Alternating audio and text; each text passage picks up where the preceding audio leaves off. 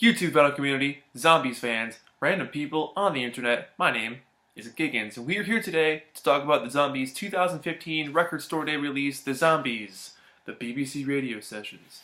Very cool double disc set, also released on CD. The CD had 5 more bonus tracks on it, but I mean, overall, this set is absolutely fantastic. For zombies, hardcore zombies fans that have been around for a long time, a lot of this stuff isn't new, but a lot of it is. Basically, they took tracks that have been around for years that were on different compilations like Zombies Heaven, the RIP box, and I think Zombies on the BBC EP. Took some of that, found some new stuff, cleaned everything up. This really is like one of the best sounding collections of the BBC radio songs that they did. So it follows in the tradition of the ones that, like, you know, The Who, The Beatles, David Bowie.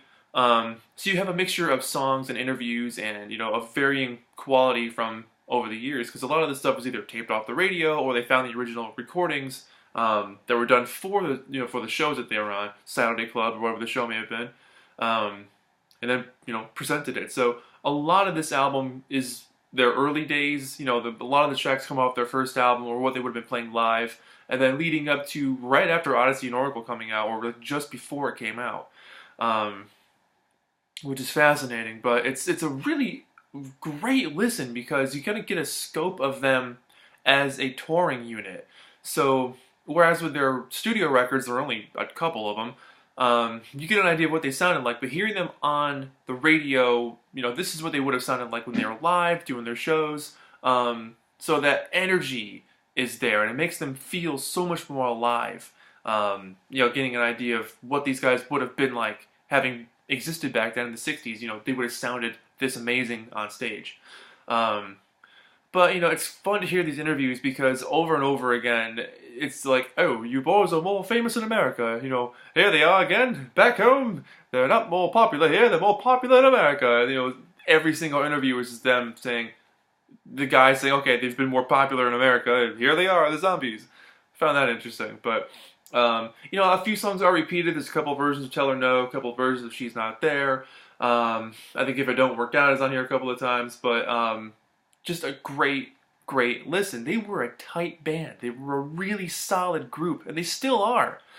I mean, you know, I recently did the Odyssey and Oracle video. Actually, it's probably a couple of years ago now, but I did the review for Odyssey and Oracle, and in that one I even mentioned their album, Still Got That Hunger. If you haven't heard it, it's only a couple of years old. It's a bloody great album. It's so awesome to hear them these days, but still sounding as vital and fresh and energized and excited as ever. So, you know, they existed in the 60s, but they're back now and they're just as good.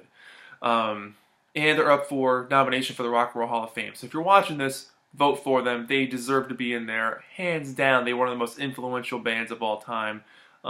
Seriously underrated group. Seriously fun. So, this album does have like a million tracks on it, so I'm not going to go over every single song on this thing. I wanted to pick out a few, you know, like a handful that I thought were my favorites and kind of go into why they were so cool. But before I do that, I do want to talk about the packaging. I absolutely love the packaging on this thing.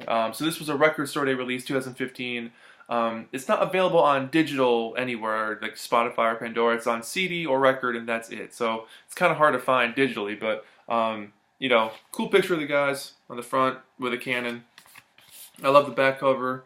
You know, it's the song titles and information about what show it was on, who wrote it, you know, what day it was broadcast, and, you know, it's the picture of the group. And the inside's quite nice too. Really extensive liner notes with a couple of good shots of the guys. But yeah, Andrew Sandoval does the liner notes to it, and they basically explain everything you would possibly need to know about the Zombies being on the BBC radio in the 60s. I mean, it's very well done, well researched, and really lovingly put together. It's one of my favorite sets of the Zombies. I absolutely love this record. But yeah, so right off the bat, I mean, one of my we'll go into some favorite songs here because you get the classic stuff like Roadrunner off their first album. You get She's Not There, Tell Her No, and those versions are absolutely fantastic. Because they were new, and it was them performing them for some of the first times they ever did, and doing it for the radio, you know, station here. Very cool. But one of my favorites right off the bat, Will You Still Love Me Tomorrow, the cover of the Goffin and King song. I absolutely love when they do these R&B tracks because Colin's voice is so smooth, and it can be really rocking too, but it can be so smooth, and I think that delicate texture to his voice and lends itself so well to conveying emotion. And then you got these really talented guys behind him putting the music to it all and just blowing it out of the water. I mean, absolutely fantastic stuff. So you take a song that's already catchy and fun, zombieify it, and it becomes an entirely different song. And that goes the same for Going On in My Head, which I think is one of my absolute all-time favorite songs they've ever done that wasn't theirs, doing a cover. But Going On in My Head, this version on here, it's slower, it's meditative, it's a little more at different pace. But the power and the soul and the conviction behind it leads it to having a whole different vibe. So I mean, the song itself already is a little bit on the bombastic side, just with a night and day and night, all right, that kind of stuff. But hearing them do it with how precise and accurate and well, finely tuned they were a really well gelled band at this point. The way they can play off each other and make that sound so damn cool. That's worth the price of admission alone on this thing. If you just want to hear that one song, buying this entire album is worth it. Easily one of my favorite tracks they ever did. Their cover of It's Alright, the Curtis Mayfield song. The version on here I think is on side 3. Yeah. They did this in September of '65. So most of this album is 1964 up to very early '68. That's basically the span of what this band was at that point. But It's Alright, it's cool, just a nice little dance number. Colin is singing really insightful and deep and revealing. There's a lot of texture to him, but not to underplay the other guys, because you got Rod Argent doing the keyboards. You got just a really really talented group. Showcasing all their strengths and influences of jazz, R&B, pop and rock. They were well versed all over the map. I think that's what makes them so unique. And no other group sounded like these guys. They were leagues ahead of other bands. I think they were too smart for their own good. For You My Love is a very cool song right out of the Ray Charles playbook. What More Can I Do off their first album. The version on here is explosive. When they go into the breaks, the organ solo and stuff, they're just having a ripping good time. The first version of She's Not There on here on side 1 from 1964. The bass on this one is extremely heavy. It's really in your face, and the organ itself is also very low and very heavy. I really enjoy how they accomplished that sound. This Old Heart of Mine, that's such a cool cover on this one, the Holland Dozier Holland song. This was done in 1966. The drums on this one are really sprightly. That was the first word that came to my mind, was a sprightly drum sound. But this one in particular, Colin's voice is a lot more raw and kind of let loose, a little bit more rockin'. It's slightly out of his range, but hearing him try to hit those notes makes it for a really fun listen. But it's a total mover. This is a total dance floor shaker of a song. It's a great track.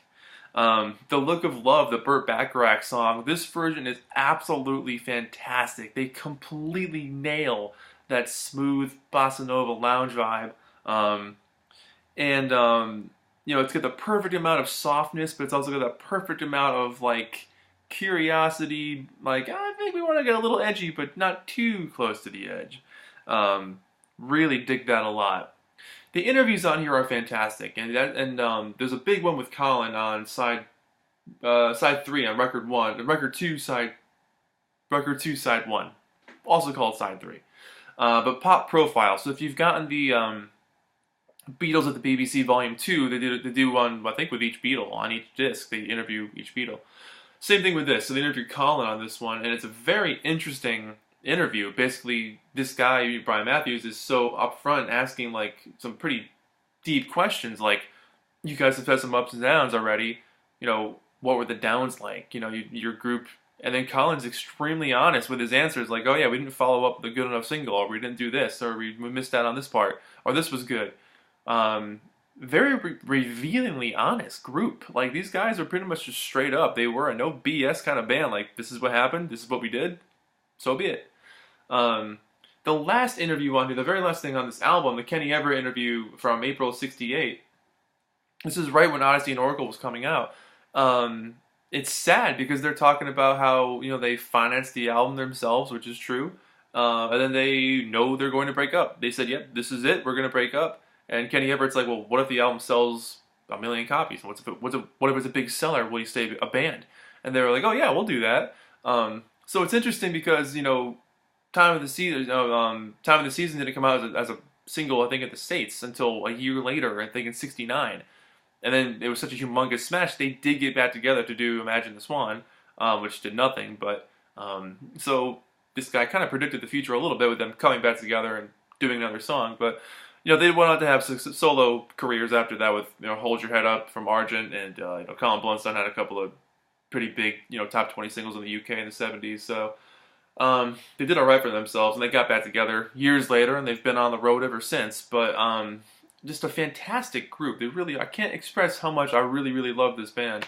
And this set in particular, easily for me a 9 out of 10, hands down, 9 out of 10. For the most part, the quality of the tracks are all fantastic. There's only a couple that sound like they were recorded off a cassette tape, but if you got the Beatles set, you're used to that sound, so it's okay. It's part of the experience, part of the historical artifact that this thing is. So yeah, I mean, this is a pretty cool set. On the bottom, it does say limited collector's edition down there. I think you can see that. There you go. But yeah, it came out in 2015. I would like to pick up the CD at some point so I can have it in the car because, it's fun to listen to and it's not available anywhere else. Might be on YouTube, I haven't checked. But yeah, let me know what you guys think about this thing. These guys deserve to be in the Rock and Roll Hall of Fame a million years ago. I can't believe they're still not in there, but hopefully they'll get in with this recent run of 2018 elections here at the time that we're doing this video. So that's it. I can go into way more detail about every single song, but we'd be here forever because there's a lot of songs. So what do you guys think about this thing? I'd love to chat about the Zombies with you.